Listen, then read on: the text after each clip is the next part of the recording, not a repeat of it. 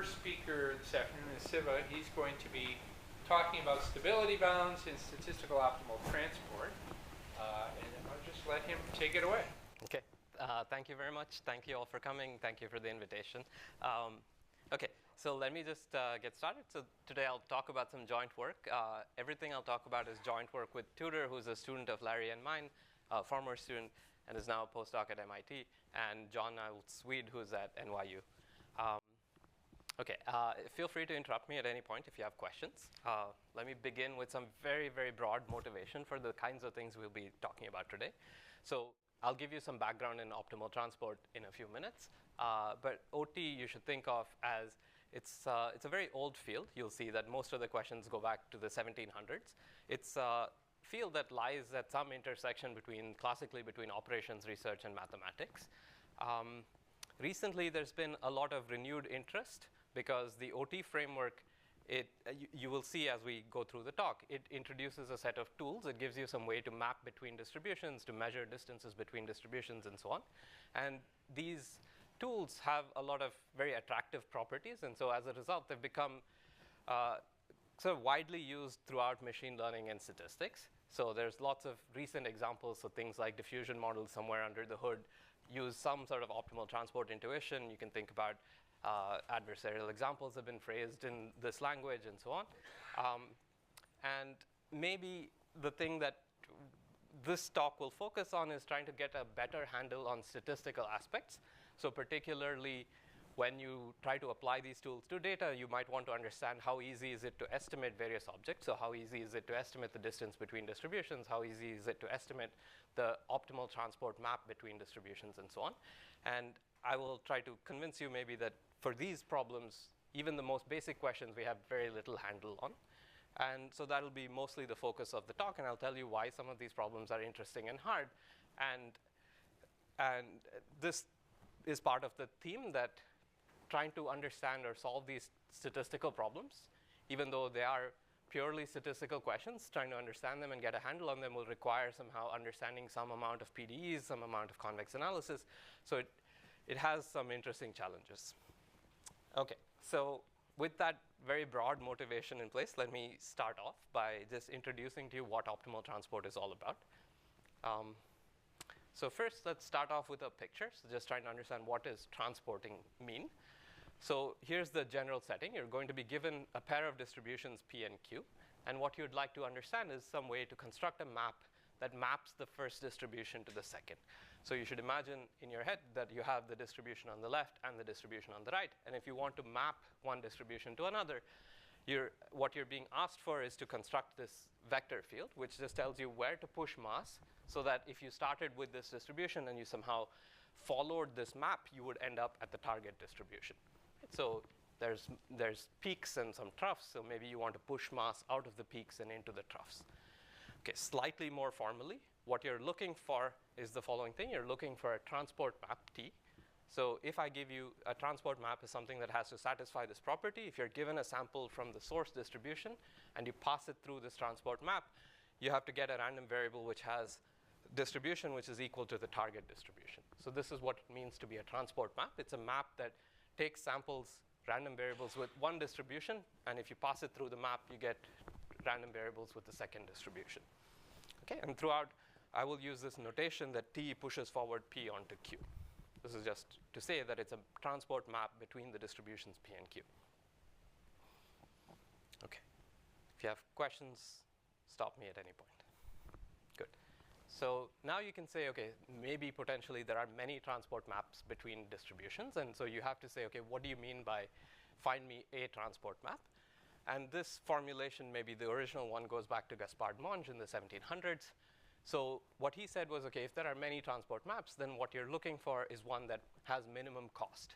So I'm going to put down something which is a cost. I'm going to say, what does it cost you to take a sample from position x and move it to t of x? And what I will look for now is amongst all transport maps, amongst all things that push p onto q, find me the one with smallest average cost. So if you think about it as the transport map is telling you to move a sample from x to t of x, then you look at some sort of displacement. So how far are x and t of x? That's what's encoded by your cost. and then you look for the average cost, and then you try to find the one that has smallest average cost. Okay, throughout the talk today, we will talk about the most canonical, nicest structured cost that has the most beautiful theory behind it, which is the squared Euclidean cost. So whenever I say cost, I will just mean look at x minus t of x, look at the two norms squared, and look at the average thing. So this is what we will call the OT map for today. It is the transport map which pushes P onto Q that minimizes the squared Euclidean distance. Okay, so one thing that you will realize when you formulate this problem, even though it's very natural in its formulation, it's very difficult to work with. Firstly, it's not even clear if a solution exists. There don't always have to be valid transport maps between distributions, and so maybe the canonical example to keep in mind is if the source distribution had a single atom and the target distribution had a pair of atoms, there isn't necessarily a map that splits the atom, so there isn't a valid transport map. So you need some conditions for even for this constraint set to be non-empty. And the other thing to notice is that even if the cost is very nice, maybe it's a nice quadratic cost, the constraint in this program is some very nonlinear object. So if you think about what is it encoding for you, the fact that T pushes P onto Q, it's encoding in some sense the change of variables formula. So at least in nice cases, it's telling you that for every x, you must satisfy this constraint. So this is a constraint on T of x, and you should imagine there are somehow some infinitely many such constraints, and they're all nonlinear and non-convex. Okay, so you should think, okay, Monge wrote down this program. It's kind of nice, intuitive in what it's looking for, but it has a very ugly constraint set, and it's kind of difficult to reason about. Okay, so Kantorovich in the 1940s wrote down a different relaxation of this program, and this one will turn out to be much nicer in structure. So what he said was instead of looking for transport maps, you look for what are called couplings. A coupling is just a joint distribution, so it's a joint distribution you should think of on xy pairs, where one of the marginals is the first distribution P, and the second marginal is the second distribution Q. So one of the marginals is the source distribution, the other marginal is the target distribution. And you should think about it in the following way, that every coupling between distributions gives you a way to transport from x to y, except that instead of being a map, it's going to be what a randomized transport plan. So it's going to say, take a point x and move it to the conditional defined by this joint distribution, and so it sort of splits mass appropriately in the target space. So it's some sort of randomized map that if you started with the source marginal and passed it through the coupling, you would get something with the target marginal. The only difference is rather than be a single valued map, it's going to be what's called a Markov kernel. Okay, so you can ignore that for now, but what Kantorovich suggested doing was to say, let's now do the same thing that Monge did, which is there are potentially now many possible couplings between the two distributions, so you try to find the one with minimal cost. So that's what we'll define as pi 0. It's just the coupling with the minimal cost, and there's the cost written out for you. Okay, and this is a relaxation of Monge's problem in the following sense, that every valid transport map, so if there is one, it defines a valid coupling. You should think of the coupling as just being the joint distribution of x and t of x. That is a valid coupling of those two distributions. And there are potentially other couplings as well. The other things to notice about this formulation is that now it's a linear program. It's potentially an infinite dimensional linear program, but in the optimization variables, which are pi, it's linear. The constraints that on the coupling that it has the right marginals are just linear constraints. And the objective itself is just an integral against pi of something, which is also a linear thing. So it's a potentially infinite dimensional linear program. Yeah? If I allowed like randomized maps for Monge, this would be not a relaxation? Is that the only relaxation? Yes. That's right. Okay, so good. And maybe, okay, from a practical standpoint, one might argue that a transport map is a slightly more interpretable object than this Markov kernel or coupling, but maybe not. So far, what have we seen? There's this relaxation of Monge's program, and it's in fact an infinite dimensional linear program. There is a theorem that, at least for now, will bridge for us the gap, will connect these two viewpoints. This is a classical theorem of Brenier's theorem. So what does it say? It says if your source distribution is absolutely continuous, then it's the case that the solutions to these two programs coincide. So in particular, there is a unique solution to Monge's program. So as long as the source distribution is absolutely continuous, so you don't have this problem of having to split atoms, then there is a solution to Monge's program. It is unique. It'll be the gradient of a convex function. So the solution will have this nice structural property that it will always be the gradient of a convex function, and it'll coincide with the solution to Kantorovich's program. So Kantorovich's program will have a coupling. That coupling will also be a unique one. It will be the one that's defined by Monge's thing. So that is, you can think of x comma t0 of x will be the unique optimal coupling. So what is Brenier's theorem telling you? As long as the source distribution is absolutely continuous, these two programs do in fact have their solutions coincide and they're unique. Okay, so somehow, okay, under this condition, you can have the best of both worlds, at least for this cost. And maybe the one thing to take away is that this map has this very nice structure. It's the gradient of a convex function. This is encoding for you some nice monotonicity property, right? So the gradient of a convex function satisfies some very nice natural multivariate notion of monotonicity called cyclical monotonicity. And so this is just saying that the map will not, if it's an OT map, it will be optimal and it will have this nice structural property that it won't do suboptimal things. Sample space, like X, the space of X. And I guess what it's saying is that the optimal transport will always move any mass, an infinitesimal amount of mass to a nearby location. It never jumps. No, it can jump. It can jump. It will not crisscross is the point. That is, if you go back to that vector field that I showed you, somewhere, so the monotonicity is just telling you that these arrows will never cross over each other. So somehow you won't do anything particularly suboptimal with an OT map. But yes, it can jump. So you can imagine that, I don't know, they can have disjoint support, in which case the OT map will in fact jump. Okay, and for us, maybe this function phi0, we'll call it the Brenier potential. It's just some terminology to keep in mind. Okay. The second object, or the last object that you'll need to know about, is what's called the Wasserstein distance. So the Wasserstein distance is the optimal value of Kantorovich's program. So if I give you a pair of distributions P and Q, and I say, what is the cost of the optimal coupling?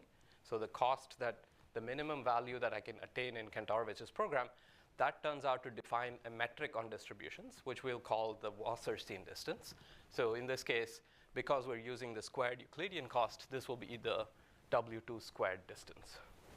Okay, so this is the definition of the Wasserstein distance. And maybe under the conditions of Brenier's theorem, you can think of it as the cost of the OT map.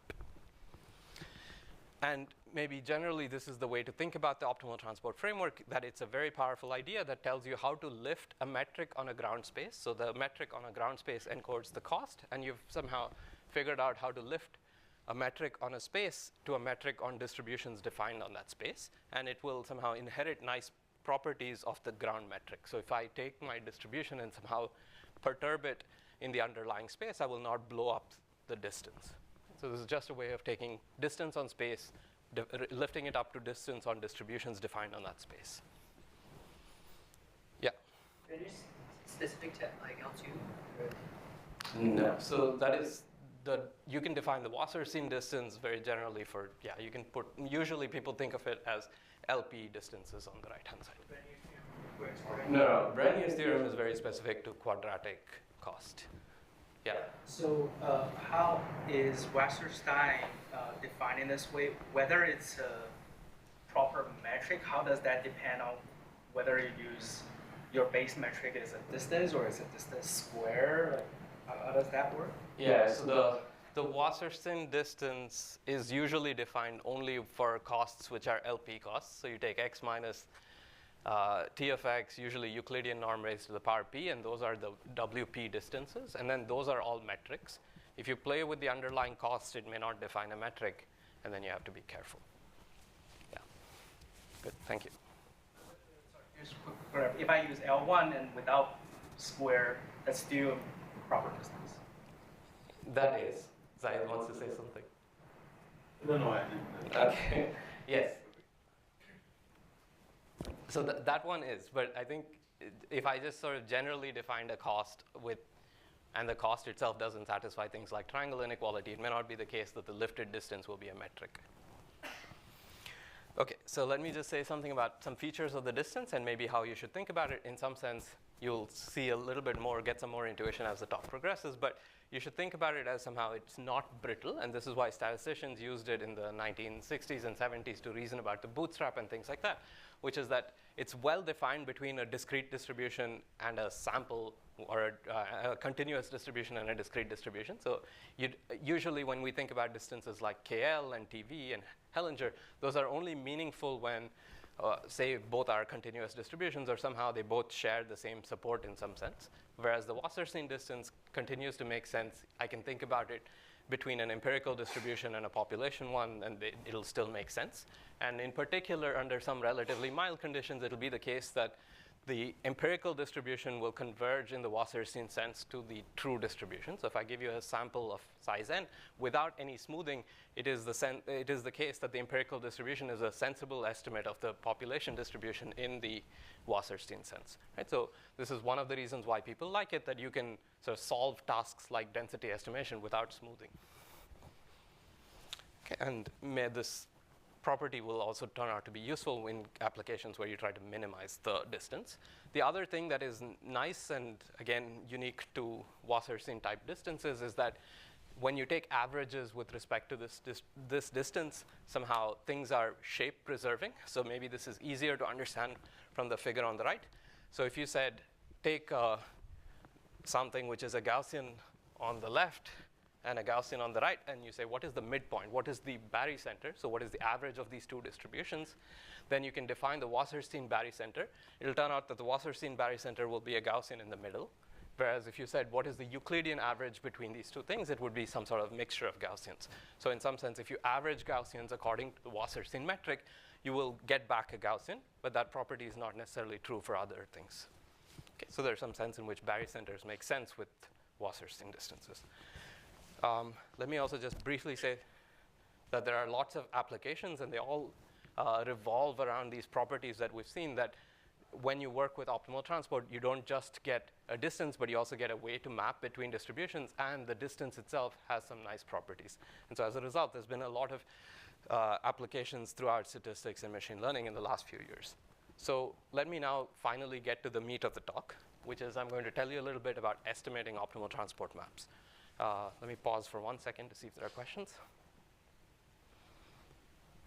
OK, so here's the question we're going to look at today. This is a canonical question, what's called statistical optimal transport. So what's the setting you should think of? Rather than give you access to the two distributions and say, tell me something about the transport map between them, I'm going to give you sample access to them. So the setting you should imagine is I give you n samples from the distribution P and n samples from the distribution Q. And now I say, suppose we make some assumptions. Let's say that P is absolutely continuous, so there's a well-defined transport map between P and Q.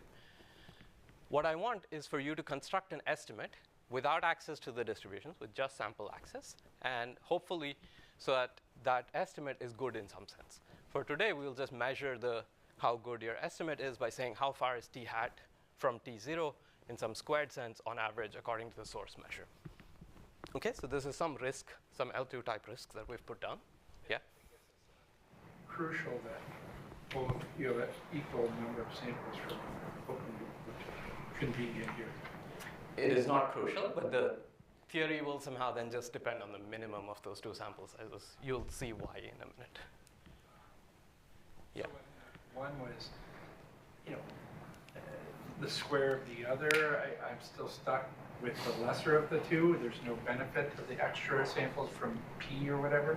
Yeah, so then this will turn out to be like minimax true. That is, even if I just hand you one of the distributions, it is not necessarily much easier to solve this problem. OK, so, and OK, more broadly, what is the sort of little subfield of statistical optimal transport? It's the field that kind of focuses on questions that look like this. You ask questions about estimation and inference for objects which arise in the OT framework, so things like the transport map or the Wasserstein distance. But what you're going to do is ask for estimation and inference from samples. So rather than give you access to the distributions, you get sample access. So this is the field of statistical optimal transport, roughly. OK, So now that I've told you what we're trying to do, let me tell you what are some reasonable things that one might try to do to construct estimators of the transport map. So here's the first, maybe most basic, simplest thing that you would do, which is these are called first empirical estimators. So what does that mean? So if I give you n samples from source and n samples from target, you can compute what's called the minimum cost matching between them. So I can say, what is the matching from the samples on the left to the samples on the right that has minimum cost? So I will say the cost for matching x1 to y5 is the distance between them squared, and so on. And this is just a linear program. You can solve this by something called the Hungarian algorithm. So there's a reasonably fast algorithm to solve this linear program and figure out what's the matching, at least within the sample. The statistical task, though, wants you to do some generalization. I want you to estimate this map outside the support of the samples as well. So you have to give me some principle by which to extend them. So the simplest extension is the nearest neighbor extension. So if I give you a new sample and say, where should I transport it, you will find the nearest neighbor in the sample and move wherever it tells you to go. So this is some way of extending the in-sample matching to out of the sample. Okay, this is the nearest neighbor map. Is everyone okay with this? This is just an estimator of the transport map. And yeah. But then your constructed transport will not exactly, I guess it's always confusing. So it will not be an exact transport map between the distributions, but you should expect in the statistical setting that you will never be able to. I don't really know exactly what the target distribution is. Exactly. So yes. But yes, that is a good point to remember. These aren't exactly transport maps, but that's not what I care about. I care about how well are you estimating the true transport map in some L2 sense. Right? So I never impose the constraint that it has to be a valid map between the two underlying distributions. Okay, good. The other way of sort of principle of trying to come up with estimators is what I would call smooth estimators. So somewhere it should be the case that when you think about the nearest neighbor, you've sort of seen that I didn't exploit any smoothness. So maybe if I know a little bit more about the structure of the two distributions, I should be able to do a bit better. So here's one way to try to do it. You can define t hat to be via some sort of plug-in principle. So I will first estimate the two underlying distributions p and q. I'll construct p hat and q hat. And then I will say, OK, under some conditions, there's a well-defined transport map between them. And that will be my estimate of the transport map. So this is the plug-in estimator. So I first estimate p hat and q hat, and then plug it into some black box that will tell me what the OT map is between those two. And that's another way of trying to estimate the transport map. This is actually a bit more difficult to compute in practice. The only way that one can fully generally compute this is that now you take your estimates p hat and q hat, and then you discretize them or resample them again, and then compute some sort of nearest neighbor on this resample. Make sure that the resample is big enough so that you don't lose some statistical efficiency doing this. Yeah. Yeah, so you can do other things. Yeah, I mean, yeah. Good. Yeah. People lose like exponential dimension. Yes. Yeah, so are you saying generally, yes, these things in these non-parametric settings, you should expect that some computational thing, many computational questions will have an answer which is exponential in dimension. If you want to like get a good density estimate, what you need exponential in D. Yeah, you'll see results of that flavor, but maybe if you assume enough smoothness, then you don't need exponential in D. And I'll show you results like this in a minute. But yeah, you're right. If you're solving non-parametric problems, you should expect something should be exponential in the dimension. Okay, and that's maybe how this figure was computed. It was based on some sort of discretization of these two measures by some sampling thing. Let me just say for a second that maybe, okay, at least statistically, these two estimators should be somewhat sensible heuristics, sensible things to try to construct an estimator, but they're very widely used in practice, but they're kind of difficult to analyze. And I'll tell you a little bit about how one can analyze estimators that look like this. Okay. Good. So now let me tell you, okay, at least at a high level, what is it that we're trying to do? We're trying to analyze these kind of plug-in-like estimators. So here's the setting you should have in your head. There's some true OT map T0, which is the OT map between P and Q. I've constructed some estimates somehow P hat and Q hat, and I'm saying T hat is the OT map between P hat and Q hat. And maybe intuitively, what are we trying to ask? We're trying to say, OK, I would like T hat to be close to T0. And so maybe the hope is that if p hat is close to p and q hat is close to q, then it should be the case that t hat and t0 are close. Right? So this is a question of stability of the optimal transport program as an optimization program to its input arguments. Okay, so this is what we're asking. When are OT maps stable to perturbations of their input arguments? And remember, I don't know, at some point I told you that this was a linear program. Linear programs somehow are notoriously not stable. That is, if you, in your head, visualize, I don't know, you're optimizing something over a polytope, your optimum will be at some vertex. Maybe if I push the cost a little bit, push things around, you should imagine that the solution will jump. But maybe, okay, that sort of intuition is bad here because it's an infinite dimensional linear program, and it'll turn out that the OT program can, in fact, be stable under some assumptions. And that's what we'll explore next. Okay. Good. Okay, so here's the key regularity condition that will sort of make this program stable in some nice way. So what we're going to assume is that this is the setting, that the true optimal transport map we know is the gradient of a convex function. So it is all, at least under some basic regularity conditions, it's the case that if I push p through t0, I get q. So it is a convex function always. This is roughly by Brenier's theorem. We know this. What we're going to assume is that it's not just convex, but it's strongly convex and smooth. Right? So this is the assumption. So we're going to assume that the two distributions are linked by an OT map, and the OT map is the gradient of a strongly convex and smooth function. Okay.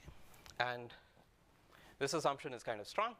There are cases where we know how to verify it via what is called Caffarelli's regularity theorems. So if you think about what's going on under the hood, where the OT map is the solution to some PDE. And so you can say, suppose I make some assumptions on the input distributions P and Q. When is it that the solution to this PDE has some sort of regularity like the one above? And it'll turn out that, okay, at least in the cases where you assume that P and Q have densities bounded away from 0 and infinity on some nice convex domain, it'll turn out to be the case that the Brenier potential will, in fact, not just be convex, but also strongly convex and smooth. It is also the case that it holds on if P and Q are log smooth and log Strogling concave. So there are a few cases where we know how to, from first principles, verify that the Brenier potential satisfies these conditions. But for now, we'll just make this assumption, and we'll see what it buys us. And maybe this should be a little bit disappointing. One of the reasons why people like the OT framework is that it gives you a well-defined distance between distributions that are discontinuous and so on. And these kinds of assumptions are much stronger than the kinds that you need to define the objects. So in some sense, the way you should think about it is if you want to solve some statistical estimation task, you don't need that they're well-defined. You also need that they're stable. And this requires much stronger assumptions than just saying that they're well-defined. Necessary, like this condition is necessary, or like? No, we don't know anything that strong.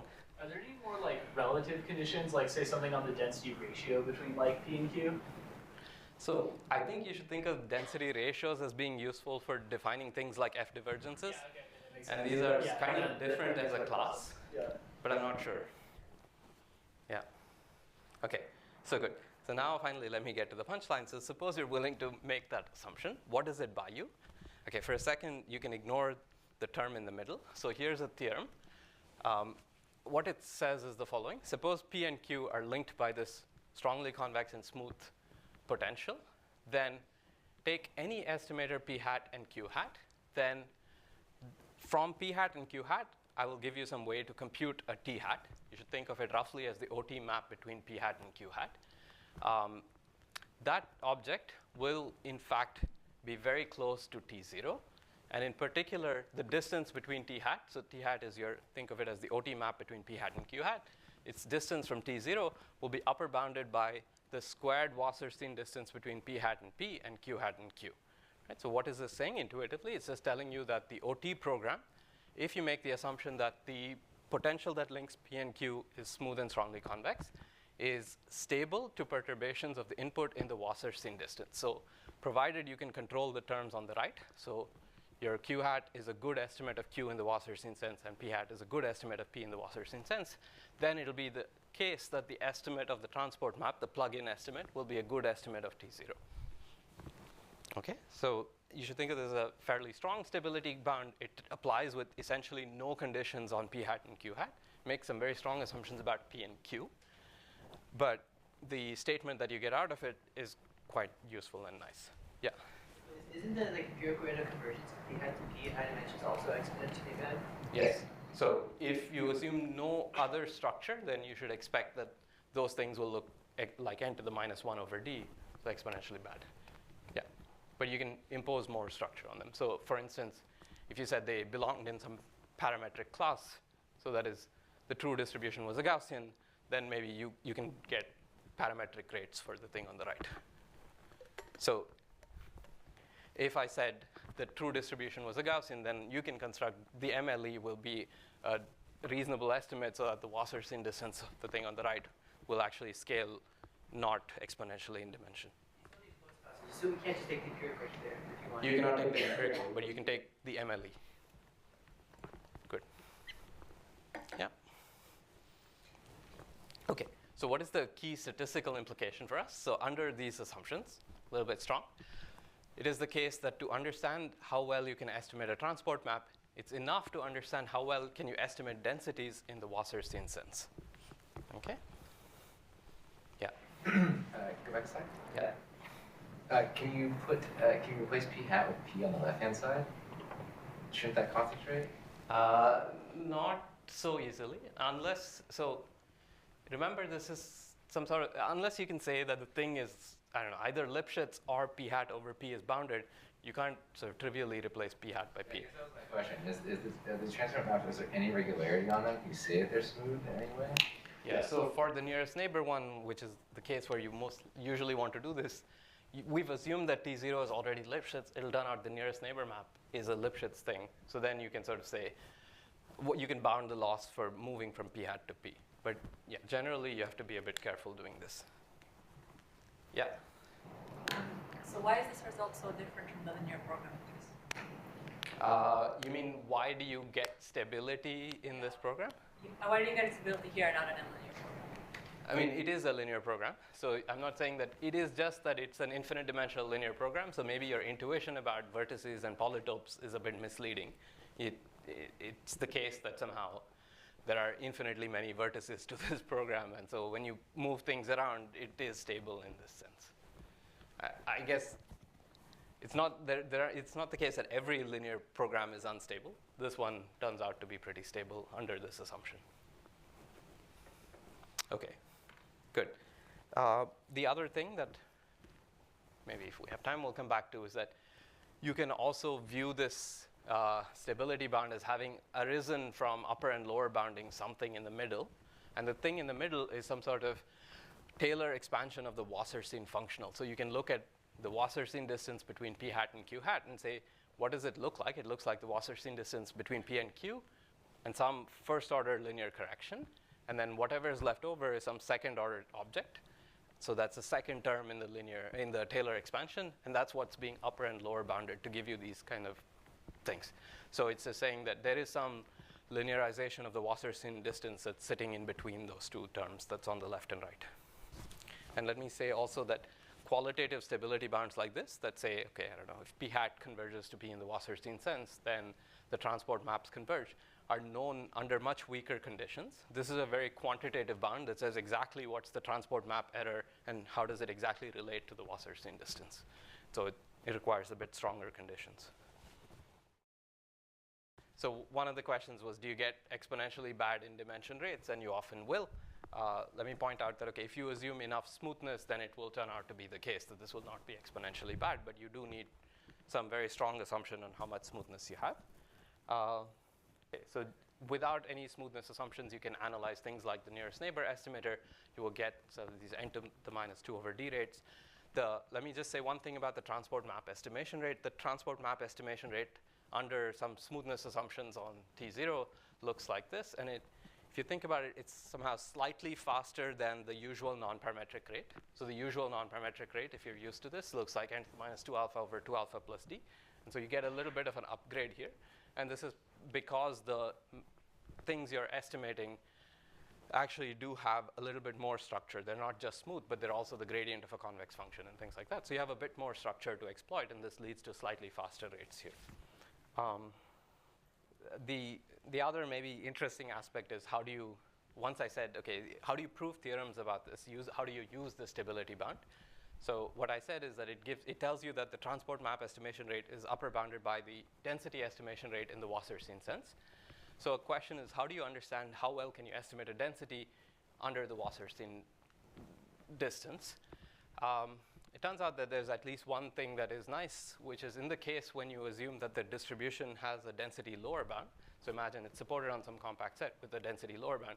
Then it turns out that the Wasserstein distance behaves like a norm. In particular, it behaves like the h-1 norm. So you might not have seen this before, but so this is the IPM that corresponds to the Sobolev function class. So if you haven't seen these inverse Sobolev norms before, this is just a useful thing to take away, which is that density estimation in the Wasserstein loss is like density estimation in an integral probability metric. So you say, how far is p hat from p according to test functions in some class. And in this case, that class will be the class of Sobolev-1 functions. So if you think about, if I just said G is all bounded functions, this would be something like the total variation distance. What the Wasserstein distance behaves like, it's like a slightly smoother version of the TV distance. It's like an integral probability metric where the test functions are smooth. And this is what gives you the slightly faster rate. This is a different way of seeing why you get a better rate for density estimation under the Wasserstein sense, because the test functions are smooth. Yes. So every rate I've shown you, there are corresponding lower bounds. Yeah.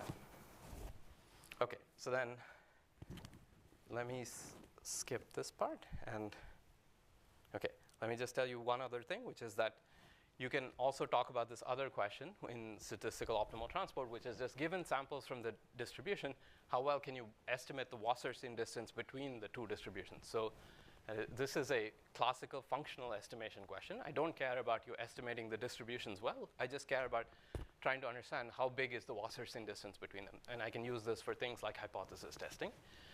And one thing that you can conclude from our stability bound is that the plug-in estimator of the Wasserstein distance, so where I plug in p hat and q hat, where p hat and q hat now are either kernel or wavelet estimators of the underlying distribution, at least if you have enough smoothness, it is an efficient estimator of the true Wasserstein distance. In particular, you'll, at least if you assume quite a lot of smoothness, your smoothness parameter is at least d over 2 minus 1, then it is the case that the plug-in estimate is a good estimate of the underlying Wasserstein distance. And again, this is just a consequence of that stability bound that I wrote down before. OK, so let me stop here. So this is just a different problem that one can think about, which is just how well can you estimate the Wasserstein distance. So we just talked about two things today. One of them was trying to estimate transport maps. And maybe the takeaway here is just that the OT program satisfies some very strong stability conditions. And as a result, you can analyze these plug-in estimators and say that they're pretty good. They're nearly optimal. The other thing that we talked about was estimating the Wasserstein distance. And here we just said, at least if you assume a lot of smoothness, it is the case that the plug-in estimator is a good, asymptotically unbiased, optimal estimator of the true Wasserstein distance. OK, I'll stop here. Thank you.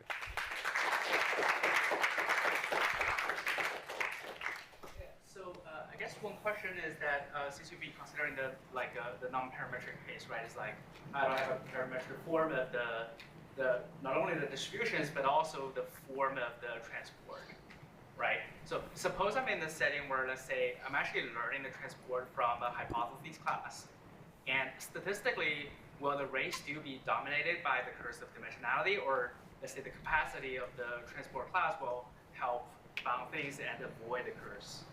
Yeah, so you can do what you just said, which is there are papers that sort of analyze what they would call transport map estimation over general function spaces. So all I assume is that the transport map lives in some collection that I give you, and then you will get sort of covering number type bounds.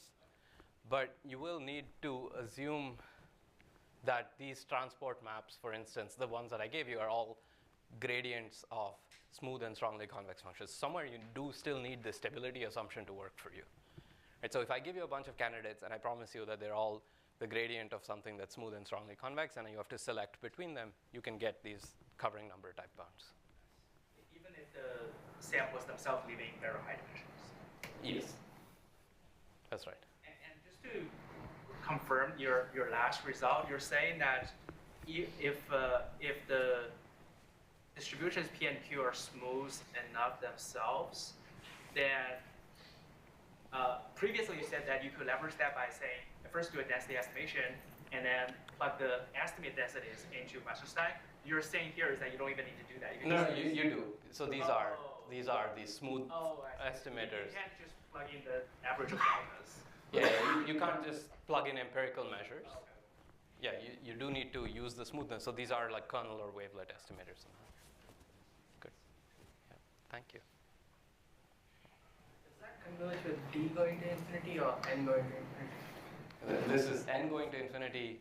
D is, so this is like the usual non-parametric setting. So you think of D as fixed. Oh, it just said that there's a D above zero. Yeah, this just means converges in distribution. I'm sorry, statisticians overload D's for various reasons, but yeah. Yeah. I was still wondering about that condition, like, in practice, because, people use this all the time in applications. Are there if the regularity condition assumed is violated or slightly violated, in practice, do people see stability still holding or really wildly going off, or is there a sense of at least conjectures on whether these are necessary or other simpler conditions? I don't know the answer. I think it's a very good open question to try to understand how necessary is this and what happens when you violate it. There are certainly discontinuous transport maps that you can certainly estimate. So it isn't sort of a fundamental requirement, if you don't have this condition that you will not be able to estimate the transport map, but you should somehow, what's going on is that we're getting a very fast rate for estimating it, and we're able to say it's optimal and so on. And some of that will break. So you can construct examples where the transport map is discontinuous and you cannot estimate it at whatever rate this theory would suggest. But saying more than that is hard, or people haven't done it yet. Sorry, can you say a little bit more about what the regularity assumption is supposed to qualitatively say about what is the well conditionedness of this E? Yeah, so it is sort of saying that minimally, it is telling you that so you should think about it as assumptions on the gradient of the transport map. It's saying that in some sense, the gradient of the transport map is Lipschitz, but also has a Lipschitz-like lower bound. So it's basically disallowing you from having a transport map that's very badly discontinuous. And this would happen if, for instance, if I said P and Q can have holes in them, that is, they can sort of go down to 0, then the transport map would have to be discontinuous at various points, and this is somehow disallowing you from having that happen. So it is, I don't know, maybe the way to interpret it is that it's a upper and lower Lipschitzness condition on the gradient of the transport map. So it's saying the transport map is Lipschitz. Does this hold for mixtures of Fock and Cave? No.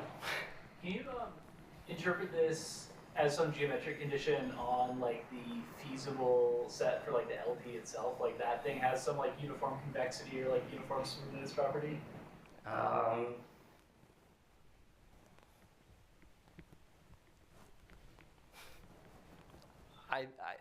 I would think that some things like this are true, but I don't know how one interprets them exactly like this.